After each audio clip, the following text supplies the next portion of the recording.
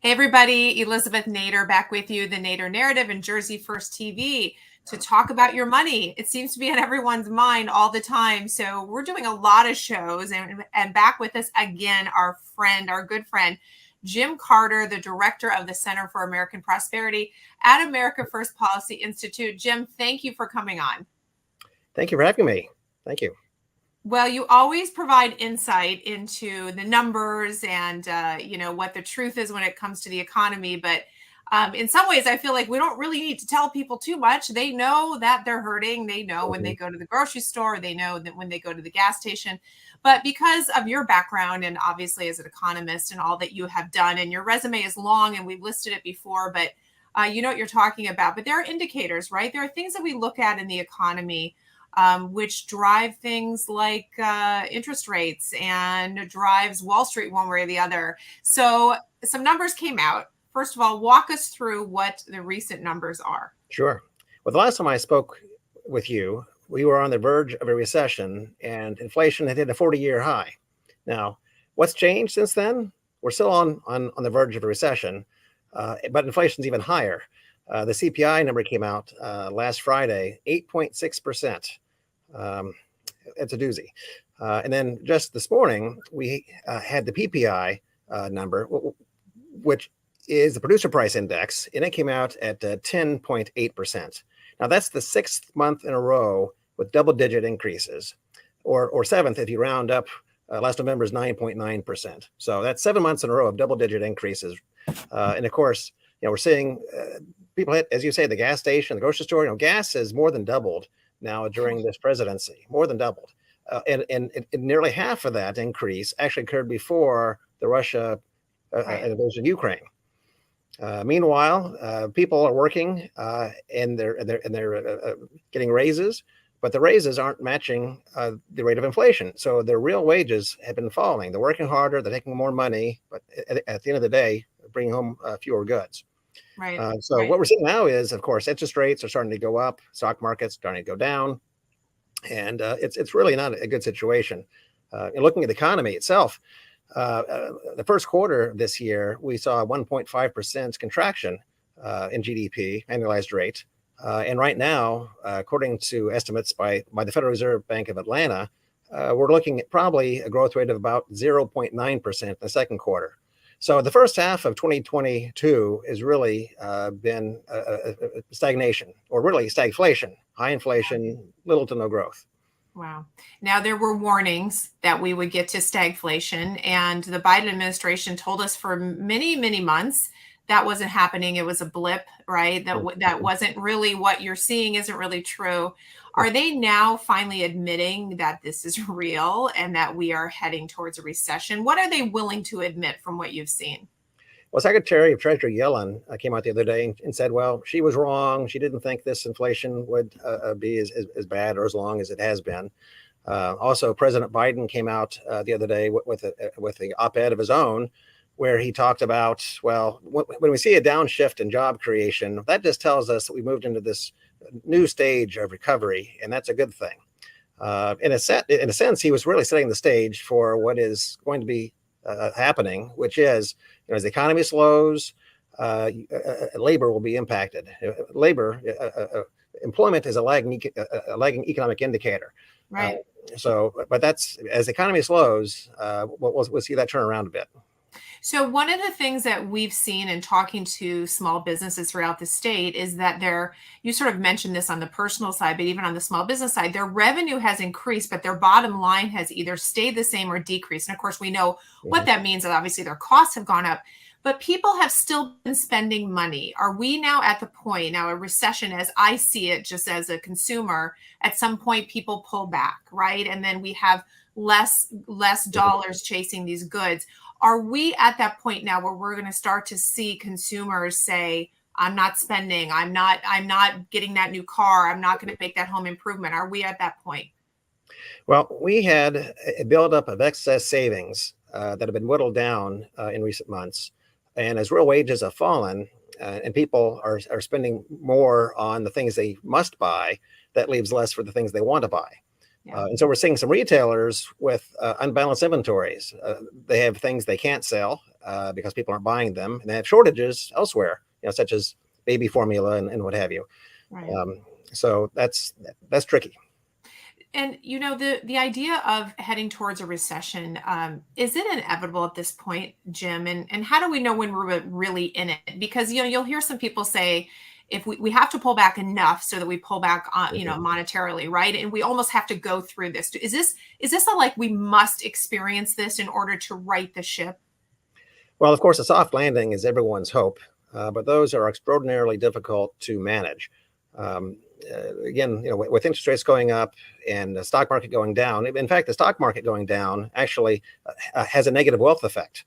That too will help undermine spending and, of course, consumer confidence. Consumer confidence is in the tank right now. So ultimately, there's going to be a recession. It's just a question of when. Of course, economists are surveyed. And the most recent survey I saw showed that at the end of this year or sometime next year, they're expecting the onset of the recession to start. But we'll see. So we're not there yet. I mean, we're months away, which means the pain is lasting potentially through 2023.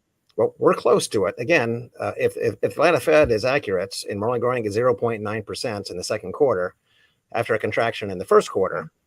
And actually, if you look back to the last part of last year, it showed very strong growth rates, but most of that was inventory buildup, which is actually having an overhang effect on the economy this year.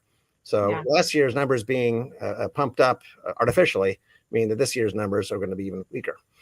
It's interesting because that's sort of part of the spin that we're getting out of Washington. And the headlines that, if you look at them, it's, Biden's economy is stronger than we thought. A lot of things are being spun. You recently wrote an op-ed for America First Policy Institute, and you went through some of these, I would say, misconceptions, right? The title of the op-ed is Joe Biden's Economic Op-Ed, his own.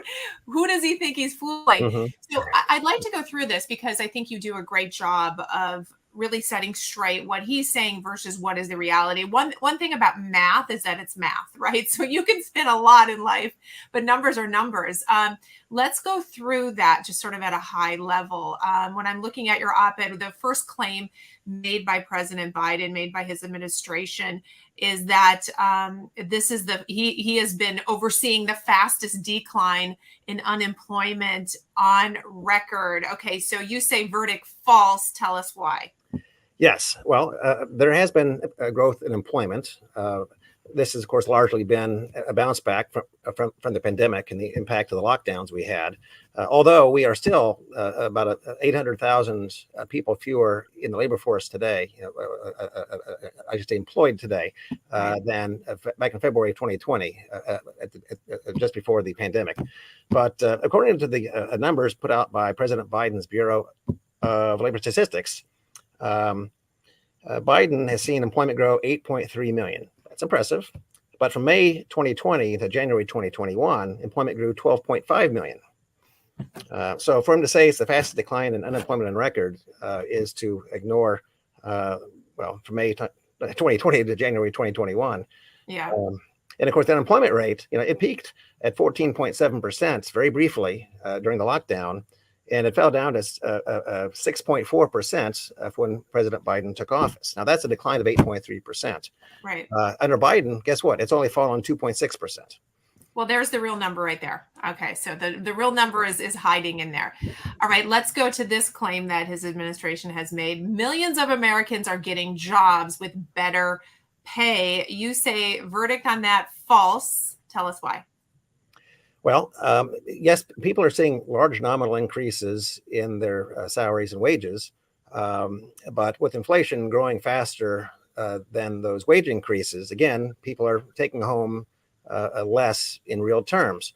And not only, well, another aspect of this too is as people are trying to jockey and maneuver because they see opportunities for higher wages someplace other than where they are at the moment. We're seeing a huge churning in U.S. employment, people leaving and changing jobs voluntarily. Now they do that again because there's a labor shortage, because we're still 800,000 people below where we were back in 2020. Now, that has a cost effect to it. If you're an employer and you have to find someone to replace one of your employees, that's costly. It's also disruptive. So perhaps you don't have the people you need to work on the line or to provide the service for your job, for your business. I mean, there are some restaurants, for instance, here in the Washington, D.C. area that aren't open every single day because they simply don't have the manpower to staff the restaurant every single day. Right. So staffing is still an issue. We see that all over the place with small businesses. All right. Another claim from the op-ed in January 2021, when I took office, President Biden says the recovery had stalled. And you say a verdict on that, false. Tell us the truth. Oh, yes. Well, again, if you look at the administration's official numbers, in the fourth quarter of 2020, the economy was growing at a solid 4.5% rate, annualized rate. This isn't in the op-ed, but in the first quarter, I believe it was growing at 6.3%. Now, again, President Trump was still president for a third of that quarter, and his policies were still in place. Right. It wasn't until March of that year that President Biden was able to get his American Rescue Plan signed into law. Right. So we were growing very solidly at the end of 2020 and the start of 2021. That American Rescue Plan that spent $1.9 trillion did absolutely, well, it was no good. It was unneeded and it was costly, and we're paying the price today for it. Well, again, the model of continuing to spend our way out of problems, it's never worked. So here we go again. Now, here's one of my favorite that I just shake my head at when I hear about the Putin cost, right? The Putin, what do we want to say, price increase. The way he says this, the price at the pump is elevated in large part because Russian oil, gas, and refining capacity are off the market. So you're saying verdict in this incomplete, not quite the whole story. Tell us the whole story. Yes. Well, when President Biden took office, the average price of gas was $2.38. Why I miss those days. Gosh, don't we all? And so the week that Russia invaded the Ukraine, it was at $3.53. So that was quite an increase. Now, since then, it's gone up to over $5. But that's not all due to the situation with Russia and the Ukraine. A large part of it is that U.S. production is down 1.5 million barrels a day compared to 2020. And most refineries are producing about 1 million barrels fewer a day. That has nothing to do with Putin. That has everything to do with this administration's war on fossil fuels. Right. Absolutely. And people will say, well, it's not the president's fault. Well, the president could turn this back on. It absolutely is in his control to do so. So that's the broader picture about gas prices. And of course, he blames Putin for sort of in general for a lot of things, which is very convenient. How about this claim? Before the pandemic, the country was characterized by low growth, low wage gains, and an economy that worked best for the wealthiest Americans. I've heard that a lot before. You say verdict totally false. Tell us the truth. Totally false. Well, we saw in the aftermath of President Trump's Tax Cuts and Jobs Act, which was passed in 2017, we saw it had a very positive impact upon the economy in terms of growth, in terms of wage growth. From 2017 until 2019, the years with Trump in the office, but pre-pandemic, GDP growth averaged 2.54%. We also saw hourly earnings averaging about 3%, with inflation averaging just over 2% at the time. So what we saw is really low-wage earners saw a 14.6% increase in their earnings compared to 13.5% for the top earners. So everyone was better off, but actually low-wage earners were getting better faster. Right. Again, the truth, it's in the numbers right there. Truth and numbers right on the paper. All right. So one more claim from his op-ed. The Nonpartisan Congressional Budget Office projected the deficit would fall by 1.7 trillion this year, the largest reduction in history. You call that misleading. Why? Well, first of all, it's like a rooster wakes up in the morning and takes claim for the sun rising. Really, the reason we saw this reduction in the deficit is because all these COVID-related programs are expiring and have expired. That being said, we're still looking at $1 trillion deficit this year, which is the 7th worst on record. And if you look at the forecast going forward, we're looking at about $15+ trillion of additional deficits in the years ahead.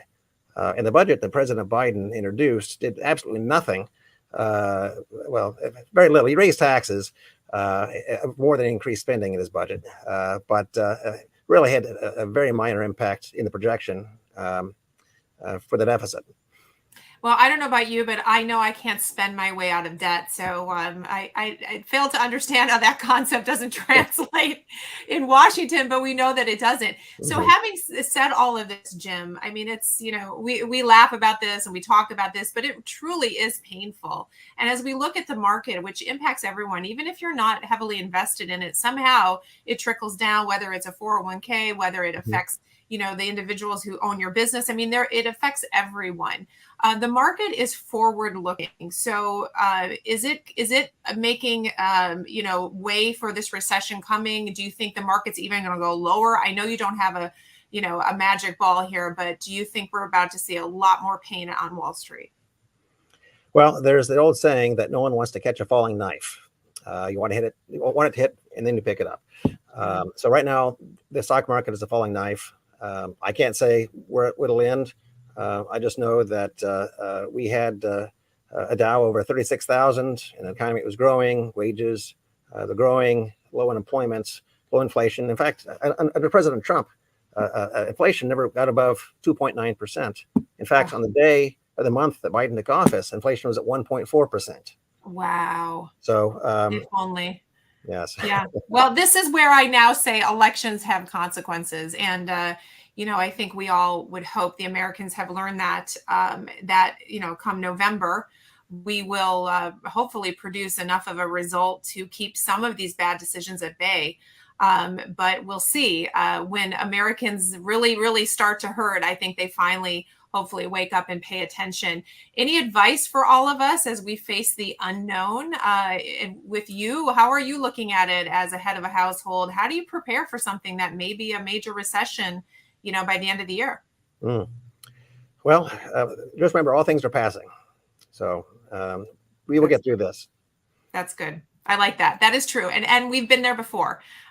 Maybe not as bad. We'll go back to Carter, which I remember a little bit. You remember a little bit, right? Just a little bit. Yeah, just a little bit. But we have been there. And one thing about Americans, we're resilient. But we got to make better choices, guys. We got to make better choices. All right, Jim, I appreciate you breaking this down for us. And, the next time the numbers come out, let's talk again. People can follow you at America First Policy Institute. I know you put out op-eds once in a while. What's the best way for them to find you? Look at our webpage. Again, if you go to Google and type in America First Policy Institute, I'm the director of the Center for American Prosperity, basically all things economics here at the Institute. So I love that name, that you're focused on prosperity. We need more of that. Let's focus on that, Jim.